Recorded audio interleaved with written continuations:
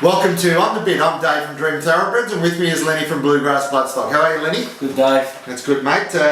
Time to get excited, mate. Guineas Day at Caulfield, and 4 Group 1s on the card, and there's an extra Group 1 in Sydney as well. So we've got 5 Group 1s to get through today. The first Group 1 is the $1 million Caulfield Guineas. For 3-year-olds over 1600, and it's at set weights, mate. And yeah, really exciting version of this Guineas, mate. What do you like? Loving the race, Dave. I think it holds really good depth. Hard to go past Rich Enough. He looks like a star. His win last start was amazing. Brazen Bows franked his form in Sydney. Yep. I have him on top, and I'll be backing him a win. I do like Marion on a place basis and having a small win bet on Marion at 26s. I think he's massive overs. He's a horse that's a winner. He's won 3 or 4. I think he'll get a nice run from barrier 4. And I thought last start when he beat Chivalry, he wasn't right in the coat, so I think that would have brought him on, and I expect him to run a very bold race. Yep, he's definitely a chance as well. Rich Enough drawn barrier 10. On pace is drawn outside him, so I think he should be able to scoot across and get to the rails. He probably will allow Al Malad and Al Vesper to come around him, I think, and take up the lead. If they choose to put the pressure on him in the first 800, I think this might bring him undone. And there's a few horses in this race with senior riders on. You've got Tommy Berry and Craig Williams on those ones on the outside him. So I don't think they'll let him have it all his own way. If they do, then he'll probably outsprint them and win. So I'm just thinking of a horse that's sitting about 2 or 3 pairs back in the sweet spot. And that's why I'm settling with Shooting to Win to be the one. It does have a little bit of a habit of missing the kick. But I expect him to push forward from the jump and sit midfield on Saturday and be within about 3 lengths of the leaders. He ran 3rd in the Golden Rose 2 starts back after settling last in the run and ran home strongly to be beaten 1.5 lengths. Then he sat forward in the Stan Fox and just out-sprinted a Group 2 field 2 weeks ago. I think he's had the 2 runs at the 1400. I think he's primed for this race over 1600. He's trained by the Snowdens, who know how to win a Group 1, ridden by James McDonald. I just think he's got the right profile for this race. He's $7.50 fixed, and on his last run I think he's on the bit. Second Group 1 is the $500,000 1,000 guineas for 3-year-old fillies over 1600 at set weights. The first time this race has been on the same day as the guineas, mate. I think it's a great move myself. Yeah, have them all together. As for the race, Dave, I'm all over Lamosti here. I liked her first up when she was beating a whisker at Flemington by Fleet Esprit. She probably wasn't ready that day. Fleet Esprit had a couple of runs under her belt. Fleet Esprit's obviously franked the form, winning again. All the form lines pretty much revolve around Fleet Esprit. Lamosti went from there and went out to a Sale Maiden and won by 9. They ran really quick time on a slow track. She's 3rd up from a spell now. She's drawn to 7. I expect her to sort of settle midfield with cover. And I think the way she won over the 14, the mile's not going to pose a problem, and I think she'll be winning, and it's on the bid at the $5 for mine. So yeah, really interesting open race. The leaders are drawn on the outside barriers. I think they'll come across without much of a challenge here. And the 3-year-old fillies tend to run at a slower pace than the colts, so I'm looking for a filly with a best sprint over the final 400. I think there's only 2 fillies that really are suited by the 1600. I agree with you, Lamosti's the top selection. Unusual lead up with the Sale Maiden, but she put a soft field to bed pretty easily. She wasn't really pushed out even though she ran quick time. I think this filly's just got enormous upside. She ran, as you said, close second at Fleet Esprit. I think she's got more improvement than a Fleet Esprit out of that run. She's got 1600 metres written all over her. I expect her to sit midfield, maybe even a little bit. She can sit a bit touch forward. And I just think she'll show a burst of speed to win this. $5.50, $6 you might get. I thought her danger was Go Indy Go. Her run in the prelude was enormous. Looked like the 1600 was really what she was looking for, and she's 3rd up, peaking 3rd up for this run.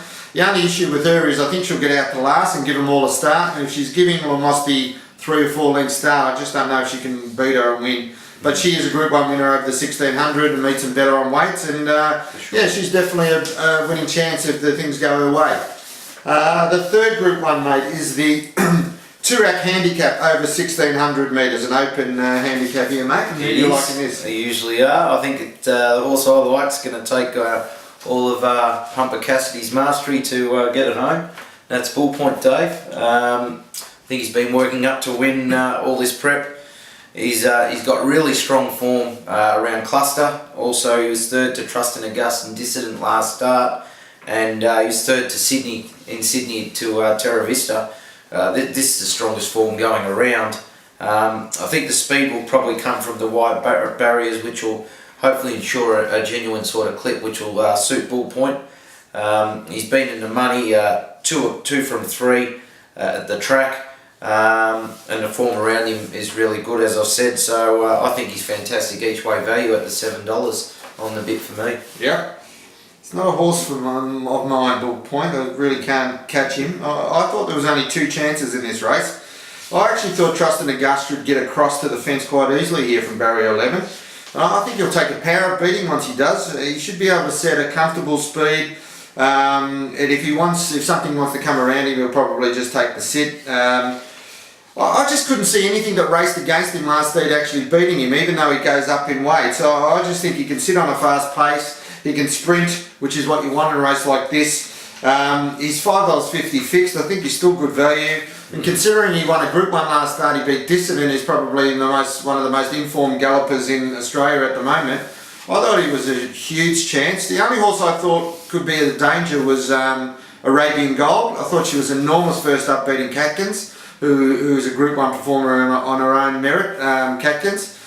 She's got a very good record second up, which really puts her into this race well, and she's dropping 3 kilos from her last win.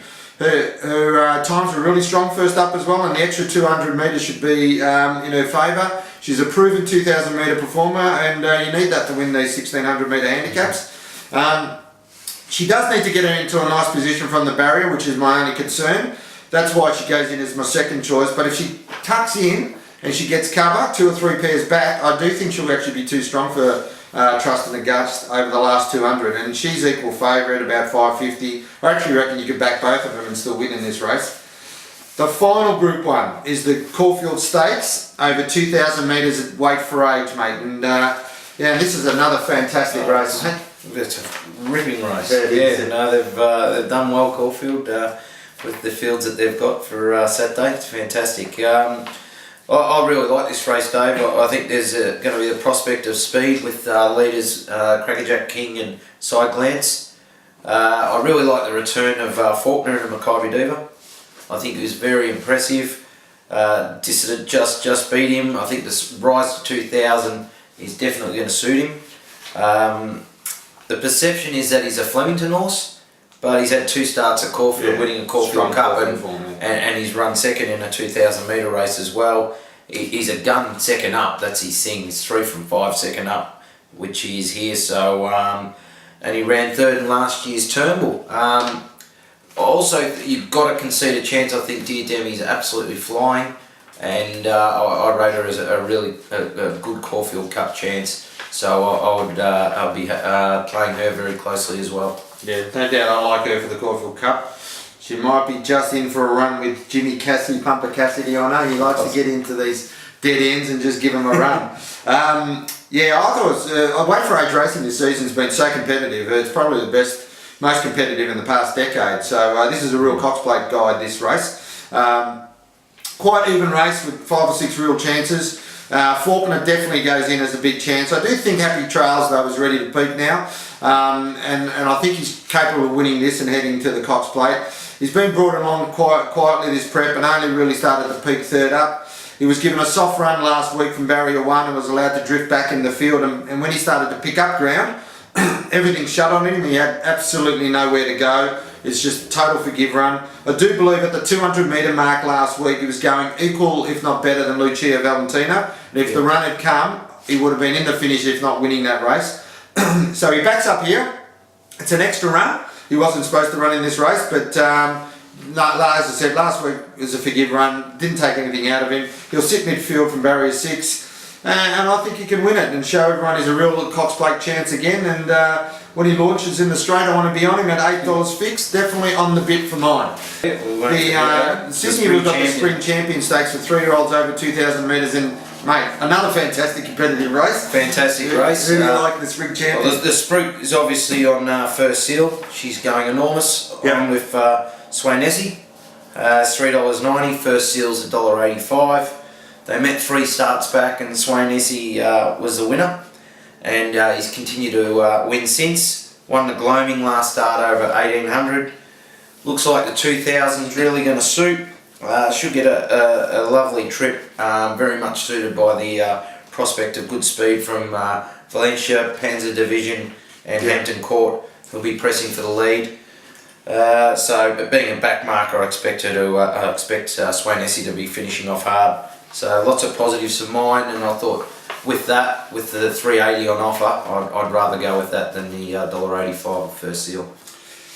Well, I told you last week, mate, that First Seal was waiting for the 1,600, and mate, she put him to bed easily last week. And what was most impressive was that she was just swinging over the rise and just lengthened. I just think she wins again, personally. She's a put-in, take-out job. Sure, Swainesi is a good colt, but I just think this filly is outstanding. I know she's short at $1.90, but where do you get 90% interest on your money, mate? Just take the shorts, sit back, and enjoy and have a beer, mate. She is a superstar. So what's your best on breeding this weekend, Lenny? Yeah, Dave, as you said before, you've put in take-out. She's nice and short, but Earthquake's best on breeding for me. She wasn't sold as a yearling, Dave, but by the very good stallion in Exceed and Excel, who was the champion sire in Australia of 2012-13. She's out of a group winning daughter of Marauding and Cataclysm, who's a very well related mare. It's a family of group winners El Cambio and Spinny, and former good race mare of the Freedman's Sugar Babe was bred on a very similar cross, being out of the granddaughter of a Marauding mare. Be good to see her come back and get back to form. One value bet for me, Caulfield Race 3, number 1, Dan Excel. I know you think I'm crazy tipping a horse with 63 kilos, but he's a serious Group 1 performer, this horse, and I just think he's got lengths on the opposition here. He's drawn perfectly in barrier 5, so he won't have to do any hard work in the run, and I expect Tommy Berry to just sit on him and give him a squirt 400 metres from home, and I just think he'll blow this field away. I think it looks like it's going to be a nice tempo with Luton the run and Sistine Demon engaged, and it should set it up for a 400 metre sprint home. This horse is Cox Plate quality, and $9 each way fixed. I just think he's on the bit. Who's your on the bit special for this weekend, Lenny? Dave, I've gone for race 10, number 1, Girl Guide, when I think a lot of people will probably be going Shamal Wind.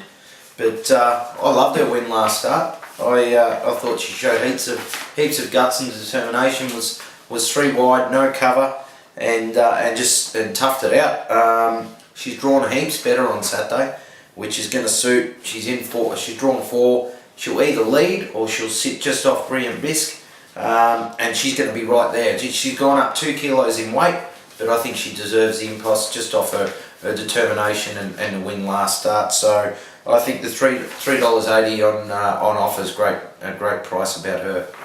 Well, I'm on the bit with the last race at Caulfield, number 2, Shamel Wind. There you go. You have to wait until the last race for the best bet of the day, but her sectionals were enormous last start of a very slow early pace, and they won't get her getting away this time. She's absolutely pitched in at the weights, and she's lengths better than them. I just think she'll give them a start, but the punters will be cheering her home, and she'll top off a big day for us. $2.70 fixed. I think she's on the bit. Multi-year up with everything. Off the bit, Lenny. Who you laying this week, mate? I'm laying Sacred Falls, Dave. Yep. Very good horse, obviously. He's come up $4.20 favourite. He's never won in Victoria. He's never raced at Caulfield, and never won over the distance in 2 starts. They're 3 negatives for mine. And he's running in a cracking field of Group 1 horses, where he's going to have to go right back to last from barrier 12 and ride for luck. So $4.20 on offer from mine is a bit skinny. I'm off the bit with Caulfield Race 4, number 3, Not Listening to Me. This horse got a virus last year and nearly died after looking like the next big superstar. I'm sure expecting to find a couple that'll be just too nippy for him, so he's off the bit for me.